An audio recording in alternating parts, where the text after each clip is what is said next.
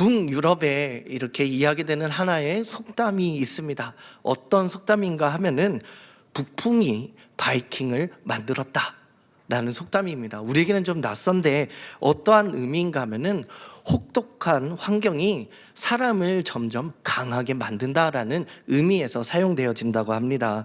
사나운 그 북풍의 거센 바람, 이 풍량이 유명한 강한 민족이라 불렸던 이 바이킹족을 지금의 그 명성을 얻을 수 있도록 만들게 했다, 더 용맹해지고 강해지게 만들었다라는 것에서 비롯된 북유럽의 하나의 이야기입니다. 혹독한 환경이 사람을 강하게 만든다. 우리의 신앙생활에서도 하나님은 때로 우리를 이 사나운 북풍과 같은 광야의 길로 우리를 인도하십니다.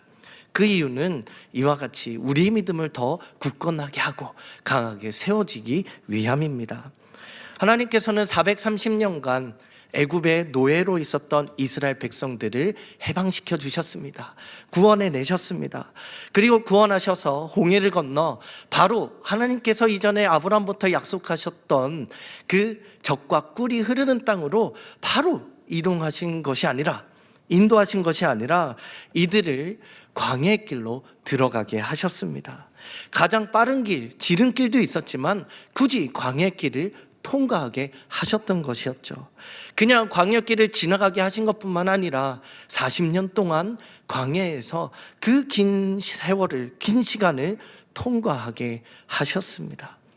그렇게 하신 하나님의 이유는 무엇입니까? 바로 이 광야의, 길었던 광야의 생활을 통하여서 이스라엘 백성들의 그 믿음을 더욱더 견고하고 강하게 세워가기 위함이었습니다. 오늘 함께 읽은 이 신명기 8장은 모세가 이 생애의 마지막을 앞두고 이스라엘 백성들에게 당부하며 간절히 하나님의 말씀을, 하나님의 계명을 다시 한번 전한 고별 설교의 내용을 담아내고 있습니다. 이스라엘 백성들은 출애굽 후에 40년이라는 아주 긴 세월을 광야에서 생활을 했습니다. 그 생활을 마치고 드디어 약속의 땅인 젖과 꿀이 흐르는 가나안 땅을 앞두고 있었습니다.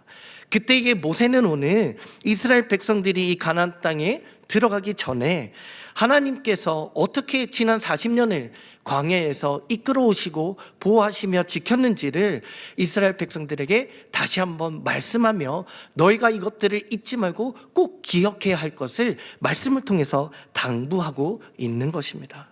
사랑하는 성도님들, 이 광야는 어떤 곳입니까? 우리는 너무나 이 광야를 잘 알고 있습니다. 이 광야, 이스라엘 백성들이 40년이라는 세월을 그냥 걸어왔던, 지나쳤던 하나의 길이겠습니까?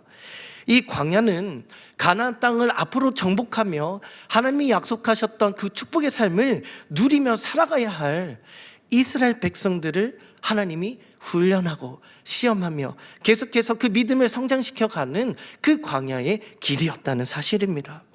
이스라엘 백성들은 광야에서 하나님께서 공급하시며 이끌어 주셨던 만나와 메추라기, 구름 기둥과 불 기둥으로 하나님의 보호하심, 인도하심, 또 하나님의 공급하심을 늘 직접 체험하며 40년이라는 세월을 살아왔습니다. 그러나 하나님의 이 인도하심과 하나님의 은혜가 가득한 광야의 현장이지만 그 가운데서도 이스라엘 백성들은 자주 원망, 불평, 또 그 안에서 하나님 앞에 늘 원망했던 이들을 보게 됩니다. 하나님을 온전히 신뢰하지 못했던 이스라엘 백성들의 믿음이 약했던 그 모습들을 우리는 알 수 있는 것이죠. 불평과 원망, 하나님을 향하여 이 불신이 가득했던 이 상태로는 하나님이 약속하셨던 젖과 꿀이 흐르는 가나안 땅을 정복하며 살아갈 수가 없었습니다. 그러기에 하나님은 이 이스라엘 백성들에게 광야라는 이 기간을 통하여서 하나님의 백성답게 하나님만을 의지할 수 있게 하나님만을 믿음으로 바라볼 수 있도록 광야의 긴 시간 동안 하나님은 다듬고 다듬어서 이 기간 그 믿음을 키워나가셨던 것이었습니다. 신명기 8장 11절에서는 모세는 그래서 백성들에게 이렇게 이야기합니다. 내 하나님 여호와를 잊지 말아라 라고 말씀합니다. 이는 단순한 서기를 통한 권고가 아니라 가나안 땅에서 이스라엘 백성들이 직면하게 될 실제적 위험을 경고하는 경고의 메시지입니다. 가나안은 어떤 곳이었습니까? 가나안은 풍요로운 땅이었고, 또한 그것은 이스라엘 백성들이 모든 것을 풍요롭게 누리며 나갈 수 있는 약속의 땅이었습니다. 그러나 다가올 그 풍요로움, 약속의 땅은 오히려 하나님을 잊게 만들 수 있는 하나의 문제가 또한 도사리고 있었던 것이었습니다. 그래서 모세는 이스라엘 백성에게 축복의 땅 이 가나안이 이스라엘 백성들 스스로의 정복을 통한 자신들의 노력이나 능력으로 이것들이 얻어진 것이 아니라 하나님께서 주신 은혜임을 계속해서 잊지 않도록 하기 위해 광야에서의 지난 하나님의 인도하심, 하나님의 채우심, 하나님의 이끄심을 잊지 말아라라고 권면하고 있는 것입니다. 광야에서의 하나님을 기억하라라고 당부하고 있는 것입니다. 광야에서의 이스라엘 백성들, 만나와 메추라기, 하나님께서 늘 공급해 주신 일들을 매일매일 겪으며 하나님을 체험했습니다.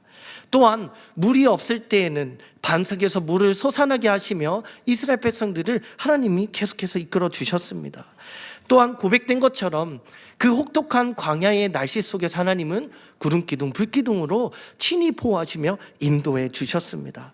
그런데 이러한 하나님이 주셨던 은혜들, 이스라엘 백성들이 매일 하나님의 공급하심을 의지하며 하나님만을 바라보며 이끄는 광야의 그러한 삶이었습니다. 그러나 하나님이 약속해 주셨던 이 코앞에 있는 가나안 땅은 어떤 곳입니까? 가나안 땅에 들어가면 이스라엘 백성들은 더 이상 이제는 매일의 만나를 기다릴 필요가 없었습니다. 하나님이 공급해 주시는 것을 소망할 필요가 없었습니다. 반석에서 나오는 그 물을 더 이상 기다릴 필요도 없었습니다. 가나안 땅은 젖과 꿀이 흐르는 땅이었고, 그것은 이스라엘 백성들이 모든 필요를 충족할 수 있는 그러한 기름진 땅이었습니다. 또한 정복한 땅에서 이제는 광야 생활을 떠도는 것이 아니라 하나의 정착을 하여 그 땅에서 경작하여 농작의 소산물을 얻으며 살아갈 수 있는 일들이 앞에 주어지게 된 것이었습니다. 이러한 상황에서 이스라엘 백성들의 모습이 어떨지 모세는 보였던 것이었습니다. 가나안 땅에서 누려지는 그 모든 풍요로운 삶, 이것이 하나님의 은혜가 아니라 우리가 정복했고 또 우리가 경작하여 그 소산물을 얻게 되었고, 즉 하나님의 은혜가 아니라 하나님의 인도하심이 아니라 내 스스로 우리가 얻어진 결과라는 착각 속에 빠질 것을 걱정하였던 것이었습니다. 또한 가나안을 정복하고 그 땅에서의 농작을 하기 위하여는 그 농작 기술을 원주민을 통하여서 배워야 했습니다. 가나안 족속이 믿고 있었던 이 풍요의 신, 이 경작을 배우면서 그들의 문화, 또한 그들이 믿고 있었던 신들, 우상을 섬기는 모습들을 통하여 자연스럽게 이스라엘 백성들도 그들을 보고 의지하고 따라갈 수밖에 없는 문화와 삶이 주어졌던 것이었죠. 모세는 이러한 영적인 위험이 앞으로 다가올 것을 보았던 것이었습니다. 그래서 오늘 말씀을 통하여 이스라엘 백성들이 가나안 땅에서 제일 먼저 하나님을 잊지 않도록 여호와를 잊지 말아라라고 당부하며 경고하고 있는 것입니다. 사랑하는 성도님들, 오늘도 삶을 살아가는 우리의 삶에 우리도 때때로 또 많이 하나님께서 주신 은혜들을 잊어버리고 살 때가 너무 많더라는 것입니다. 건강, 또 재정적인 여러 가지들에 많지는 않지만 살아갈 수 있는 일들, 또 가정에 하나님이 주시는 소소한 평안들, 우리는 이 땅의 삶을 살아가면서 누리는 것들이 많이 있습니다. 하나님께서 우리에게 허락해 주신 은혜이자 하나님의 선물이죠. 그러나 이러한 우리의 평범한 일상 속에서도 우리는 그 시간들을 지나가면서 우리는 이것들을 때로는 당연하게 여기고 또 내 삶에 나의 노력, 나의 열심, 내가 노력한 성과의 결과라고 우리는 그것들을 말하고 있다라는 것입니다. 하나님의 은혜를 말하기보다는 내가 주어진 삶의 노력의 결과라고 말이죠. 사랑하는 성도님들, 우리는 일상 속에서도 하나님의 은혜를 고백하고 잊지 말고 기억해야 할 줄 믿습니다. 하나님의 은혜를 기억하고 우리는 하나님이 주신 그 은혜들 속에서 감사하는 삶을 살아갈 때에 하나님이 우리에게 허락하여 주신 그 축복의 삶들을 온전히 누리며 살아갈 수 있는 것입니다. 감사는 하나님께서 우리에게 주신 그 은혜를 기억하게 하는 가장 좋은 하나의 방법입니다. 우리는 인생의 광야를 지날 때에도 또 하나님이 허락해 주신 일상의 그 평범한 삶을 살아간다 하더라도 또 때로는 하나님이 주신 그 풍요로운 삶을 누린다 하더라도 그 안에서 이 매 순간의 감사의 고백을 놓지 말아야 하는 것입니다. 이 광야, 힘든 길을 걸어갈 때에 하나님 앞에 감사한다라는 것, 또 하나님이 주신 은혜를 기억한다라는 것은 쉽지 않습니다. 하지만 그 광야길을 걸어갈 때에 하나님이 나와 함께 하심을 믿고 하나님의 은혜를 바라볼 때는 그 안에서 우리는 충분히 그 감사의 고백들을 드려줄 수 있는 것이죠. 저에게도 한 말씀을 준비하면서 하는 일들이 이렇게 스쳐 지나갔었습니다. 제가 총각 때에 선교사로 필리핀에 사역을 할 때였는데요. 그때에 이 하나님의 은혜로 충만하여 그 사역을 감당하던 그때였습니다. 어느 날 이제 교회를 가기 전에 밖에 있을 때 집을 들렸다 그 교회를 가야 했습니다. 집을 향하여 가는 길에 지나가다 보니까 이 한인마트가 보이는 거예요. 그래서 무심결에 저도 발걸음이 한인마트로 들어갔습니다. 필리핀 날씨는 지금의 우리 여름 날씨처럼 너무나 후덥지근하고 더운 날씨였습니다. 들어가서 뭐 시원한 거 먹을 게 있을까 하고 보는데 제 앞에 그 둥지 냉면이 보이는 겁니다. 한국을 떠난 지 오래됐기에 냉면이 너무나 눈앞에 확 보였고, 야, 이렇게 더운데 이 냉면 너무나 먹고 싶다. 그래서 냉면을 보면서 순간 안에 하나님 저 냉면 먹고 싶어요 라는 말을 하고 냉면을 사려고 딱 보니까 가격을 보니까 세상에 제가 집에 가야 할 차비 또 집에 갔다가 교회를 가야 할 차비를 다 합쳐야만 그 냉면을 사서 먹을 수가 있는 것이었어요. 또 때마침 제가 가지고 있는 돈이 그게 다였기 때문에 망설였습니다. 근데 그때 이 냉면을 먹고 싶은 마음이 너무나 있어서 하나님 모르겠습니다. 일단 사겠습니다. 그리고 냉면을 구매를 했어요. 둥지 냉면을. 그래서 봉지를 들고 이렇게 탈락팔락 거리면 한 15분에서 20분 되는 그 언덕의 길을 걸어갔습니다. 그 땡볕에 걸어가는데 마음은 너무나 즐거운 거예요. 냉면 먹을 생각에 오랜만에 냉면이겠다. 하나님 감사합니다. 주 날 구원했으니 어찌 감사를 막 찬양하면서 그 길을 즐겁게 한 15분 되는 언덕길을 너무 금방 지나갔어요. 맛있게 먹고 교회를 가야 하는데 교회까지는 걸어서는 약 30-40분을 걸어가야 했습니다. 그래서 이 모든 게 감당이 되어지는 거예요. 근데 단순히 냉면을 먹어서가 아니라 아마 딴 때 같았으면 제 안에 은혜가 없었으면 그이들 안에 원망이 있었을 거예요. 하나님 뭡니까? 제 이 20대 이 후반을 달려가는 나이에 냉면 하나 사 먹을 돈 없어서 이 땅에서 하나님의 복음을 나눈다고 왔는데 이게 뭡니까? 원망할 수도 있었는데 그 순간에는 감사가 넘쳐났던 일들이 기억이 났습니다. 그런데 이러한 광야 같은 곳이지만 감사가 있었던 제 삶에 또 하나의 일들이 있었는데 이제는 결혼을 한 후였어요. 결혼을 하고 이제 한인교회를 사역을 했었는데 한인교회를 섬기던 곳에서 받았던 사례비가 10,000페소 정도였는데 우리나라 돈으로 약 한 25만 원 정도가 됐습니다. 그거 가지고 이제 삶을 살아가야 되는데 한 달 냈던 집세가 약 7,000페소, 우리나라 돈으로 한 20만 원 정도. 그러다 보니까 좀 빠듯한 생활을 해야 했었어요. 근데 그러한 상황 속에서 이제 다른 선교사님들이나 사역하시는 분들과 만나서 저희가 늘 바랬던 것이 있었습니다. 우리에게 한 3만 페소만 있었으면 약 한 75만 원 정도인데 너무나 좋겠다. 많은 것들을 누리고 사역도 하고 이런 것들을 이렇게 희망 삼아 많은 이야기들을 했었어요. 근데 그럼에도 이 10,000페소 정도에 되는 금을 가지고 살아가면서도 하나님의 공급하심에 감사했고 또 하나님의 이끄심에 은혜로 또 저희 부부가 생활을 했습니다. 그런데 제가 이제 필리핀에서의 생활을 마치고 한국에 돌아오게 되고 우리 빛나교회에서 사역을 시작하게 됐습니다. 그래서 빛나교회에서 사역을 하면서 받았던 사례비는 필리핀에서 받았던 사례비와는 상대될 수가 없었죠. 그래서 이 땅에서 처음에는 너무나 우와 하나님 감사합니다 이거를 다 어떻게 쓰지 그랬는데 한국의 이 물가의 일정을 몰랐던 것이었죠. 그래도 이 땅에서의 삶을 또 한국에서의 삶이 하나님이 감사로 살게 또 해주셨습니다. 얼마나 행복했는지 모릅니다. 근데 시간이 점점 지나고 지금을 돌아보니 어느덧 필리핀과는 비교할 수 없는 사례비를 받고 있음에도 불구하고 아내와 또 아이를 낳고 이야기를 하다 보니 은혜와 감사를 이야기하기보다 현실적인 말들, 또 이 안에서 어떡하지? 염려의 말들, 근심과 걱정의 말을 하고 있는 저의 모습을 또 보게 되어졌습니다. 그러면서 하나님을 기억하는 것, 하나님의 은혜를 기억하는 것, 어느덧 내 삶에 하나님의 은혜들을 놓치고 있지는 않았는가 한 번 더 말씀 앞에 서는 시간이 있었는데, 사랑하는 성도님들, 우리가 인생의 그 광야 가운데 있더라도 감사를 놓치지 않기를 주님의 이름으로 축복합니다. 또한 하나님이 우리의 허락해 주신 그 삶의 자리에 이전보다 또 하나님이 주신 은혜들이 있지 않습니까? 그 은혜들 속에서도 감사로 하나님께 고백되어지는 우리의 삶이 되기를 주님의 이름으로 축복합니다. 신명기 8장 16절 말씀에 보니 모세는 하나님께서 이스라엘 백성들을 이 힘든 광야의 길로 인도하셨던 또 다른 이유를 말씀하고 있습니다. 16절 말씀인데요, 우리 함께 읽겠습니다. 시작.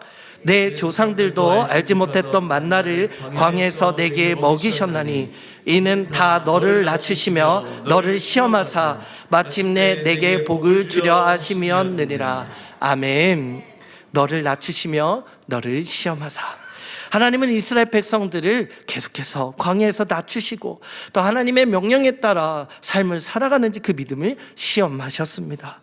40년이라는 긴 광야의 생활을 통해서 하나님은 그렇게 이스라엘 백성들을 만들어 가셨습니다. 결국 이스라엘 백성들은 고백하죠. 나중에 하나님, 우리 힘과 능력으로는 아무것도 할 수 없습니다. 이 고백 속에서 하나님만 의지하는 백성들로 하나님은 만들어 내셨습니다.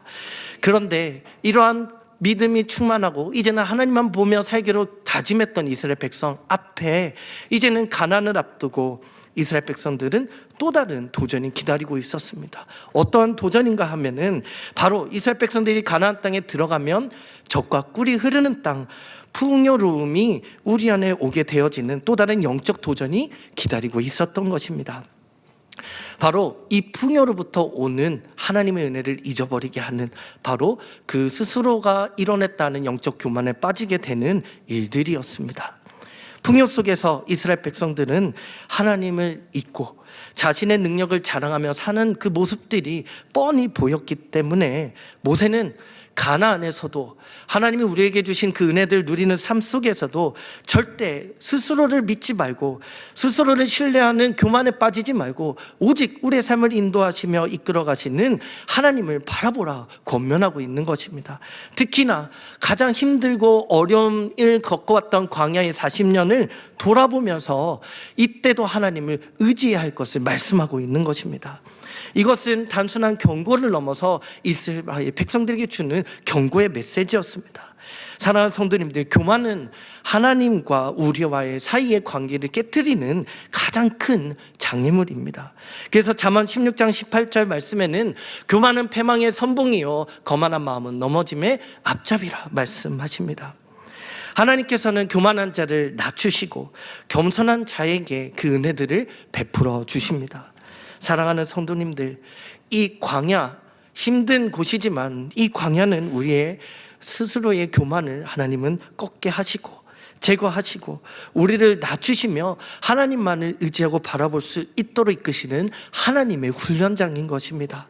혹시나 지금 우리의 삶이 광야 같은 길을 걸어가고 있다면, 또 많은 어려움 속에 있다면 이 안에서의 우리의 마음을 낮추시고 또 다시 한번 그 안에서 우리를 공급해 주시고 이끄시는 하나님의 은혜를 바라보기를 주님의 이름으로 축복합니다. 신명기 8장 16절 후반절에서는 이스라엘 백성을 광야로 인도하신 하나님의 궁극적인 그 목적을 한 번 더 말씀하고 있습니다. 너를 낮추시며 너를 시험하사 마침내 내게 복을 주려 하심이라. 아멘. 마침내 내게 복을 주려 하심이었느니라 입니다. 하느님은 이스라엘 백성들을 광야로 인도하시고 또 이들을 시험하시며 그들을 광야 가운데 연단하셨던 것은 그들의 마음을 낮추시며 계속해서 하나님이 선택한 자기 백성이 복된 삶을 누리며 나갈 수 있도록 준비하고 예비하셨던 것이었습니다. 사랑하는 성도님들, 이 광야는 고통과 고난의 장소이기도 하지만 동시에 우리를 성장시키는 훈련장이요 또한 하나님이 주시는 축복을 누릴 수 있도록 있도록 우리에게 축복을 준비하는 예비된 그런 훈련된 장소인 것입니다. 하나님은 우리가 광야를 지날 때에 우리가 그 광야 끝에 예비되어지는 축복을 바라보며 그것들을 잘 인내하기를 원하십니다. 가나안 땅의 그 축복을 누린다는 것, 젖과 꿀이 흐르는 땅의 그 삶을 풍요로움을 누린다는 것은 단순히 보여지는 물질적 풍요로움을 말하는 것은 아닙니다. 그 가나안의 땅의 삶 속에서 하나님과의 지속적인 그 교제와 관계를 통하여 영적으로 더욱더 하나님을 바라보는 삶을 말하고, 또한 그 풍요로움 속에 하나님의 말씀, 하나님의 계명을 지키며 살아가서 하나님의 뜻을 우리의 삶에 이뤄내는 그 복된 삶을 말씀하고 있는 것입니다. 우리가 가나안 땅에서 진정한 하나님이 주신 그 복을 누리기를 원한다면 광야에서 배운 하나님을 신뢰하는 법, 또 하나님을 의지하는 방법, 또 하나님 말씀에 순종하는 것을 계속해서 우리는 지키며 나아가야 하는 것입니다. 하나님은 그래서 우리가 광야의 고난 속에서 배웠던 하나님의 은혜들을, 또 하나님의 일하심을 기억하며 나가기를 원하신다는 사실입니다. 우리는 광야를 지나며 그래서 이때에 하나님의 일하심과 또 하나님의 결국을 믿는 하나님의 신실하심을 바라보는 것이 너무나 중요합니다. 하나님은 우리의 삶을 주관하시며 또 우리의 삶의 그 모든 상황 속에서 하나님의 선하심으로 우리를 이끄시기 때문입니다. 로마서 8장 28절은 그래서 이렇게 이야기합니다. 우리 함께 읽겠습니다. 시작. 우리가 알거니와 하나님을 사랑하는 자 곧 그의 뜻대로 부르심을 입은 자들에게는 모든 것이 합력하여 선을 이루느니라. 아멘.